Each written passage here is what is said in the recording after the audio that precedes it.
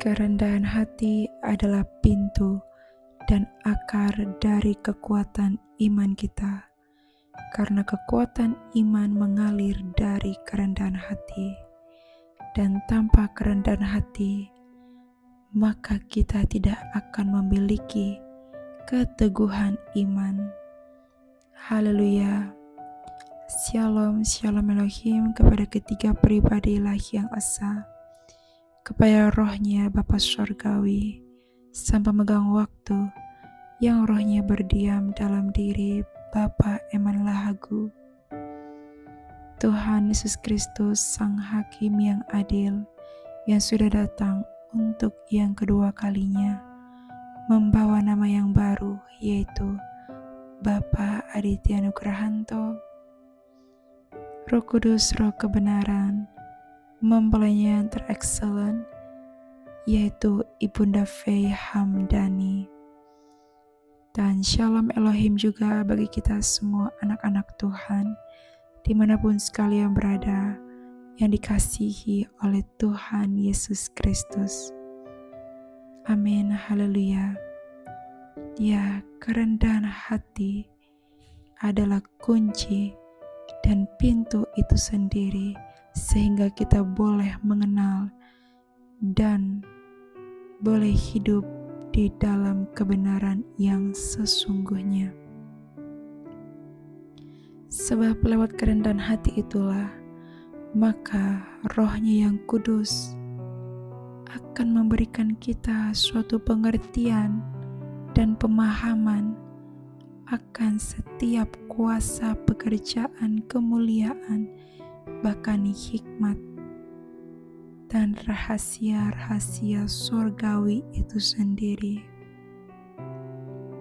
Ya, tanpa kita mempunyai kerendahan hati, maka kita tidak akan pernah mengecap atau mengenal apa arti kehidupan yang sesungguhnya di dalam Tuhan. Ya, seringkali ya kita bertanya-tanya seperti apa iman itu dan bagaimana cara meneguhkan iman itu. Nah, di sini saya akan memberikan gambaran. Kita anggaplah hati kita itu sebagai bejana atau rumah, di mana yang Tuhan mau adalah kita memperlengkapi, mempersenjatai, dan memenuhi rumah kita itu dengan hal-hal surgawi atau barang-barang yang kudus. Ya, seperti apa hal-hal tersebut?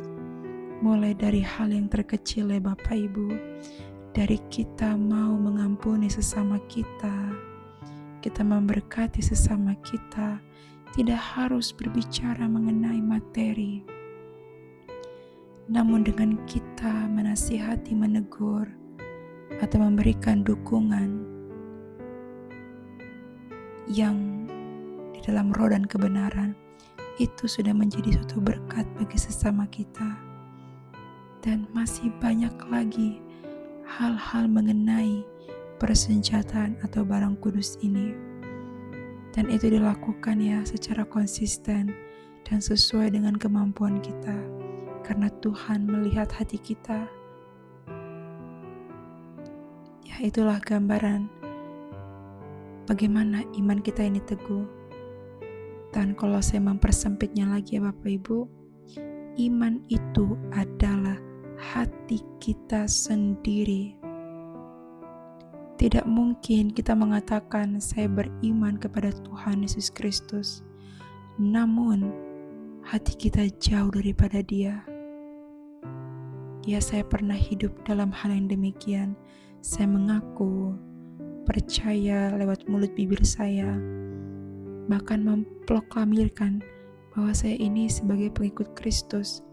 Namun pada kenyataannya hati saya begitu jauh, penuh sampah-sampah dunia.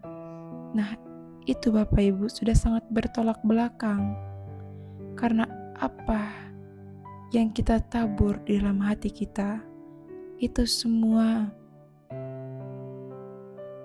akan menjadi gambaran lewat perbuatan dan tingkah laku kita, baik kepada sesama maupun kepada Tuhan Yesus Kristus. Jadi marilah kita hidup dalam kerendahan hati. Tanpa kerendahan hati, kita tidak akan pernah memiliki iman yang teguh. Dan dasarilah iman kita itu di dalam nama Tuhan Yesus Kristus. Sebab Dialah satu-satunya yang dapat memberikan kita kehidupan yang kekal, yang sejati. Tanpa dasar akan pengenalan Tuhan, kita binasa dan akan tertawan oleh roh-roh dunia. Jadi sekali lagi ya Bapak Ibu, iman itu adalah hati kita sendiri. Jadi penuhilah hati kita dengan segala hal-halnya yang kudus, yang berkenan dan layak di hadapannya. Haleluya, haleluya. Terpuji-pujilah Tuhan Yesus Kristus. Shalom, Tuhan Yesus memberkati kita semua. Amin.